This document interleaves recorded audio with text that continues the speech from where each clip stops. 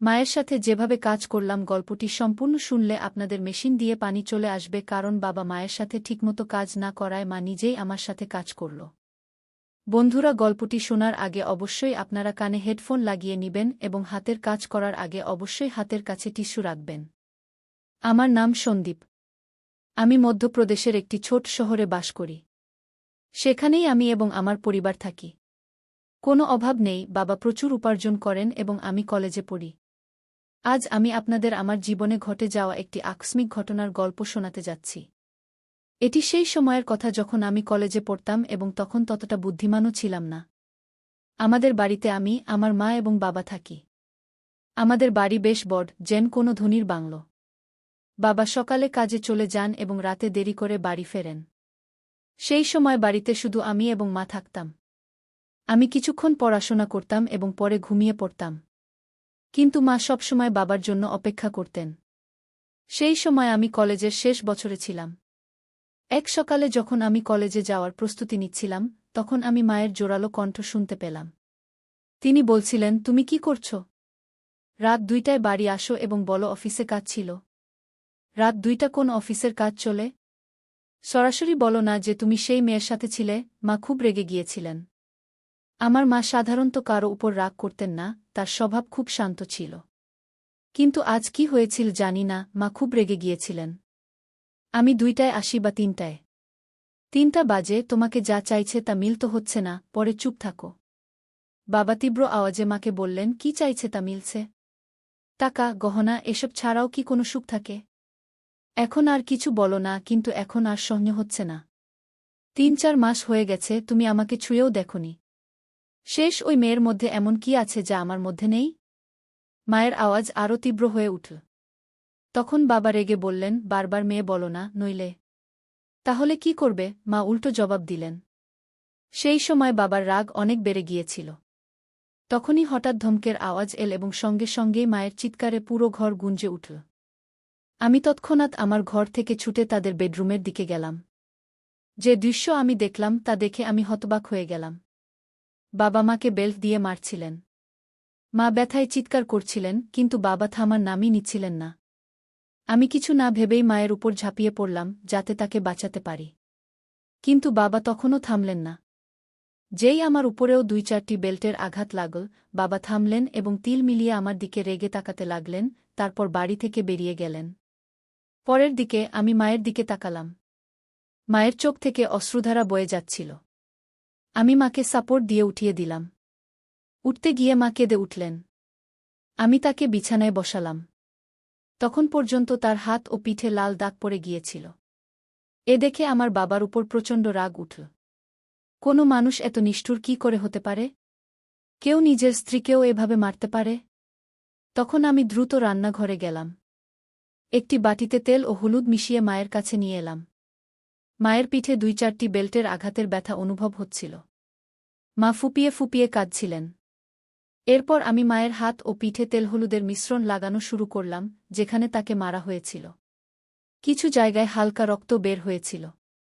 মিশ্রণ লাগানোর পর আমি বাটিটি একপাশে রেখে মায়ের পাশে বসে পড়লাম। মা আমাকে দেখে তৎক্ষণাৎ আমাকে জড়িয়ে ধরে কাঁদতে লাগলেন।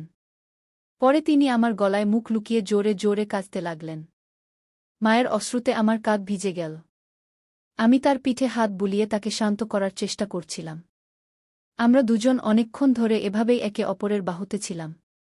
তখনই মায়ের হাত যখন আমার পিঠের দাগগুলো স্পর্শ করল, তীব্র ব্যথার ঢেউ উঠল এবং আমি কেঁদে উঠলাম। মা যেই এটা বুঝতে পারলেন, তিনি তৎক্ষণাৎ আমার থেকে সরে গেলেন। পরে মা আমার শার্ট উপরে তুলে সেই বাটি থেকে তেল হলুদের মিশ্রণ ধীরে ধীরে আমার পিঠে লাগাতে লাগলেন। লাগানোর সময়ও তিনি ফুপিয়ে ফুপিয়ে কাঁদছিলেন। তুই কেন আমার জন্য মাঝখানে এলি? অকারণে তোরও মার খেতে হলো, মা এমন বললেন। তখন আমি তাকে বললাম, মা, তোমার জন্য যদি আমার প্রাণও চলে যেত, তবু আমার কোনো দুঃখ হতো না। কিন্তু তিনি তোমাকে মারলেন। যখন আমি এ কথা বললাম, তখন মা আমার দিকে তাকিয়ে বললেন, তোকে বলব কি না ভাবছি। ছেড়ে দে, এখন তোকে এসব জানা উচিত। গত 2 বছর ধরে তোমার বাবা একটি মেয়ের পেছনে ঘুরছে। রাতে দেরি করে আসে এবং আমার জন্য যেন কোনো অস্তিত্বই নেই তার কাছে। আর আমাকে এ কথা বলতে লজ্জাও হচ্ছে যে গত কয়েক মাস ধরে সে আমাকে ছুঁয়েও দেখেনি। কয়েকবার মনে হয়েছে আমি নিজের প্রাণ দিয়ে দিই। কিন্তু আমার পরে তোর কি হবে এ ভেবে আমি এমন পদক্ষেপ নিইনি। কিন্তু সত্যি এখন এই জীবন থেকে ক্লান্ত হয়ে পড়েছি। এখন আমি ঠিক করেছি একই ঘরে থাকব, কিন্তু তার সাথে কোনো সম্পর্ক রাখব না।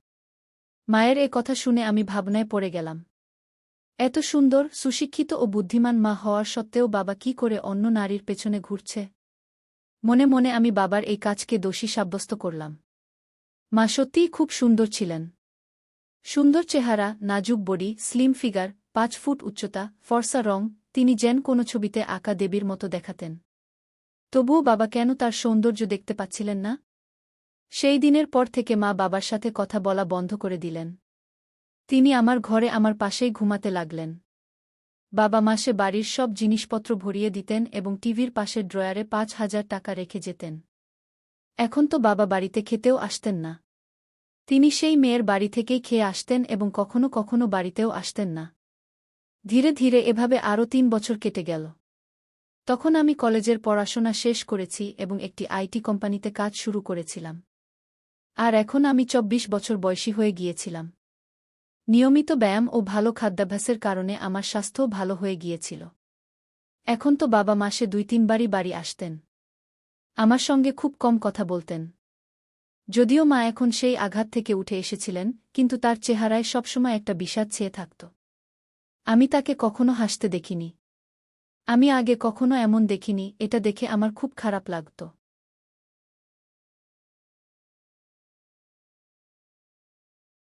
যখন আমি চাকরিতে যোগ দিই, কোম্পানি আমাকে একটি ল্যাপটপ দিয়েছিল, তাই আমি বাড়িতে ইন্টারনেট সংযোগও করিয়ে নিয়েছিলাম। ছোটবেলা থেকে মায়ের সঙ্গে থাকার কারণে আমার বেশি বন্ধু ছিল না, মাই ছিলেন আমার সবচেয়ে কাছের বন্ধু। সন্ধ্যায় যখন আমি কাজ থেকে বাড়ি ফিরতাম, ফ্রেশ হয়ে চা খেতাম এবং পরে বেডরুমে গিয়ে ল্যাপটপে ইন্টারনেট ব্যবহার করতাম। এটা আমার সময় কাটানোর মাধ্যম হয়ে উঠেছিল। সেই বয়সের কারণে আমি ইন্টারনেটে বিভিন্ন ধরনের সিনেমা দেখতাম, কিন্তু আমার সবচেয়ে বেশি পছন্দ হতে শুরু করেছিল মা এবং ছেলের মধ্যে সম্পর্ক নিয়ে সিনেমা। ধীরে ধীরে মায়ের দিকে তাকানোর আমার দৃষ্টিভঙ্গিতেও পরিবর্তন আসতে শুরু করেছিল। একদিন সোমবার ছিল, রাত প্রায় ৯টা বাজে, হঠাৎ বাবা বাড়ি এলেন। আমাদের বাড়ি মায়ের নামে ছিল। বাবা মাকে বলতে লাগলেন যে বাড়ি তার নামে করে দিতে।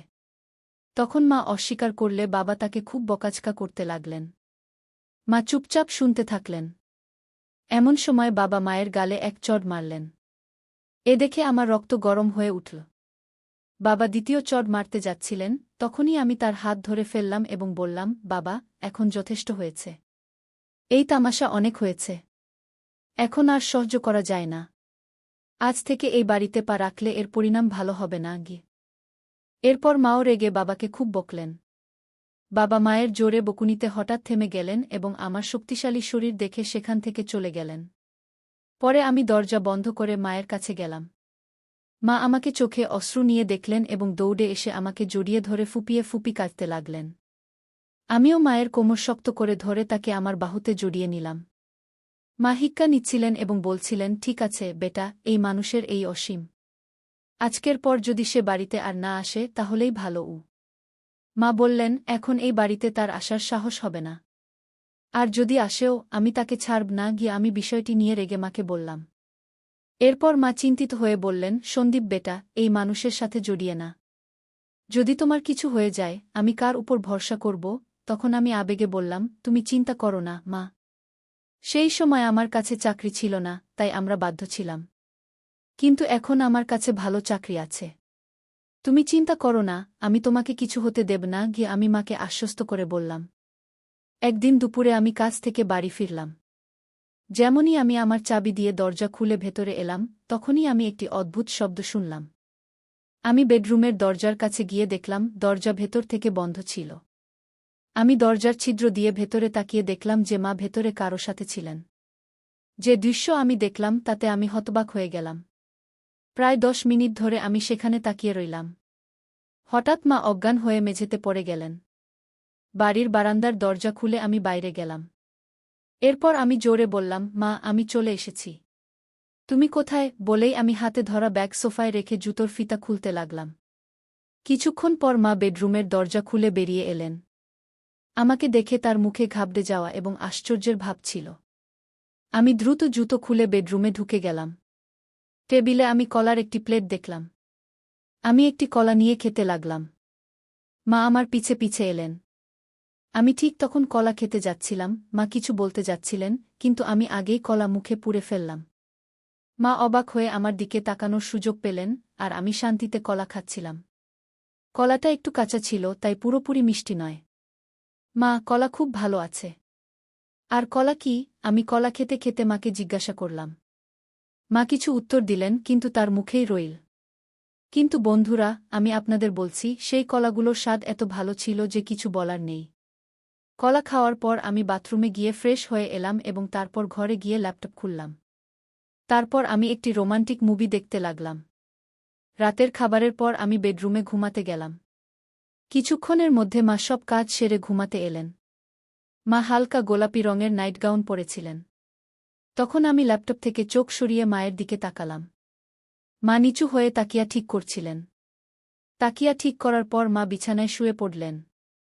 তখন আমিও আমার ল্যাপটপ বন্ধ করে দিলাম। তারপর লাইট বন্ধ করে ঘুমানোর চেষ্টা করলাম। কিন্তু আমার ঘুম আসছিল না। আমার মাথায় সারাদিনের সেই ঘটনা বারবার ঘুরছিল। অনেকক্ষণ ধরে আমি জেগে রইলাম, আর মা শান্তিতে ঘুমাচ্ছিলেন। কিছুক্ষণ পর মা পাশ ফিরলেন এবং আমার দিকে পিঠ করে শুয়ে পড়লেন। এরপর তিনি ছাদের দিকে মুখ করে শুতে শুরু করলেন। আমি কিছুক্ষণের জন্য ভয় পেয়ে গেলাম, কিন্তু যখন মা জাগলেন না, তখন আমি কিছুটা স্বস্তি পেলাম। আমার সাহস বেড়ে গেল এবং আমি ধীরে ধীরে মায়ের দিকে তাকাতে লাগলাম। মা কিছুক্ষণের জন্য আমার দিকে তাকালেন এবং তারপর চোখ বন্ধ করে নিলেন। আমি বুঝে গেলাম যে তিনি এখনও জেগে আছেন। আমি আরেকটু এগিয়ে গেলাম এবং নিজেকে সন্তুষ্ট মনে করলাম। মাও খুশি ছিলেন। তিনি কিছু বলেননি, কিন্তু আমি অনুভব করছিলাম যে তিনিও সন্তুষ্ট হয়েছেন। মা, কি হয়েছে? তুমি চুপ কেন? তোমার ভালো লাগেনি? আমি যখন এমন জিজ্ঞাসা করলাম, তখন তিনি বললেন, না রে বেটা, আমার তো খুব ভালো লেগেছে। তুই মাকে খুব খুশি করেছিস কি? তারপর আমি মায়ের পিঠে স্নেহে হাত বুলাতে বুলাতে বললাম, মা, এখন থেকে তোমাকে কলা খেতে হবে না। আমি ধীরে ধীরে এমন কথা বললে মা বলে উঠলেন, বেটা, তোমার এটা কি করে জানা হলো? মা অবাক হয়ে আমার দিকে তাকিয়ে জিজ্ঞাসা করলেন। তখন আমি তাকে বললাম, আজ দুপুরে যখন আমি বাড়ি ফিরলাম, তখন ঘর থেকে তোমার কণ্ঠ শুনতে পেলাম। যখন আমি দরজার ছিদ্র দিয়ে দেখলাম, তখন সব বুঝে গেলাম। তখনই আমি ঠিক করলাম, এখন থেকে মাকে কোনো কিছুর অভাব হতে দেব না। সন্দীপ, আমার রাজা, তুমি তোমার মাকে কত ভালোবাসো, মা আবেগপ্রবণ হয়ে বললেন। হ্যাঁ মা, এখন থেকে তোমাকে আমি কোনো কিছুর অভাব হতে দেব না, আমি বললাম। এখন বাবাও আমাদের আর প্রতিদ্বন্দ্বিতা করবে না, এবং তিনি আর এই বাড়িতে পা রাখবেন না। তাই তুমি এখন চিন্তা করো না, আমরা এখন সুখে থাকব, আমি মাকে আশ্বস্ত করলাম। সেদিন আমরা দুজনেই সুখ ও শান্তির আনন্দ উপভোগ করলাম এবং তারপর আরামে ঘুমিয়ে গেলাম। পরের সকালে মা সব কাজ সেরে আমাকে জাগাতে এলেন। আমি দ্রুত প্রস্তুত হয়ে চা খেলাম এবং আমরা দুজনেই গল্প করতে লাগলাম। তখনই আমরা দেখলাম, বাবা হঠাৎ এসে আমাদের সামনে দাঁড়িয়ে গেছেন। মা বাবাকে জিজ্ঞাসা করলেন, এখন তোমার কি চাই? একবার বলে দিয়েছি যে আমরা এই বাড়ি দেব না, তাহলে আবার কেন এসেছ? বাবা উত্তর দিলেন, আমার এখন বাড়ি চাই না। আমি শুধু এটা বলতে এসেছি যে আমি এখন আরেকটি বিয়ে করতে যাচ্ছি, তাই তোমাদের থেকে তালাক চাই। তারপর মা আমার দিকে তাকিয়ে জিজ্ঞাসা করলেন, তোমার কি বলার আছে? আমি বললাম, মা, তুমি যা সঠিক মনে করো তাই করো। আমি তোমাকে কোনো কিছুর অভাব হতে দেব না, আমার উপর বিশ্বাস রাখো। মা তখন বাবাকে তালাকের জন্য হ্যাঁ বলে দিলেন। দুপুরে মা এবং বাবা দুজনেই অফিসে গেলেন এবং তাদের বাকি আইনি কাজ সেরে ফিরে এলেন। তারপর থেকে বাবা আর কখনো আমাদের দেখা দেননি এবং আমরাও তাকে খুঁজে বের করার চেষ্টা করিনি। আমরা দুজনেই এখন আমাদের বাড়িতে খুশি ছিলাম এবং বাবাও তার সেক্রেটারির সাথে খুশি ছিলেন। এখন আমরা দুজনেই একা থাকি এবং আমাদের সুখ দুঃখের খেয়াল রাখি। এমনি করে চলতে চলতে এখন অনেক বছর কেটে গেছে। এখন মা আমাকে বলতে শুরু করেছেন, এখনও তোমার অনেক জীবন বাকি আছে, তুমি কোনো ভালো মেয়েকে দেখে নাও, যাতে আমি তোমার বিয়ে দিতে পারি। এবং হ্যাঁ, বিয়ের পর আমাকে ভুলে যেও না। আমি হেসে বললাম, তোমাকে কিভাবে ভুলতে পারি মা, তুমি তো আমার মা। তখন আমরা দুজনেই হেসে উঠলাম। পরের কয়েক মাস আমাদের জীবন খুব শান্তি ও খুশিতে কাটছিল। মা এবং আমি এখন একে অপরের খেয়াল রাখতাম এবং একে অপরের সাথে খুশি ছিলাম। কিন্তু মায়ের কথা আমার মাথায় সবসময় ঘুরত। তিনি বলেছিলেন যে আমাকে আমার জীবনের কথা ভাবতে হবে এবং কোনো ভালো মেয়েকে বিয়ে করতে হবে। আমি এ বিষয়ে গভীরভাবে ভাবা শুরু করলাম এবং একদিন মায়ের সাথে খোলামেলা কথা বললাম। মা, তুমি ঠিক বলেছিলে। এখন সময় এসেছে যে আমি আমার জীবনের পরবর্তী পর্যায়ে এগিয়ে যাই। আমার মনে হয় এখন আমিও কারো সাথে আমার জীবন কাটানোর প্রয়োজন আছে। কি মা আমার মুখের দিকে তাকিয়ে মৃদু হাসলেন। এরপর তিনি বললেন, একদম ঠিক বলেছ বেটা, আমি সবসময় চেয়েছি তুমি তোমার জীবনকে খুশি ও ভালোবাসায় ভরে তুলবে। আমি তোমার জন্য খুব খুশি গু। এরপর মা আমার জন্য মেয়ে দেখা শুরু করলেন। কয়েক দিনের মধ্যেই মা একটি ভালো সম্পর্ক পেয়ে গেলেন। মেয়েটির নাম ছিল প্রিয়া। প্রিয়া খুব বুদ্ধিমান ও সংস্কৃতিবান মেয়ে ছিল। যখন আমি প্রথমবার তার সাথে দেখা করলাম, তখন আমার মনে হল যেন আমার জীবনের সেই শূন্যতা পূর্ণ হয়ে গেল। প্রিয়া এবং আমি খুব শীঘ্রই বিয়ের বন্ধনে আবদ্ধ হলাম।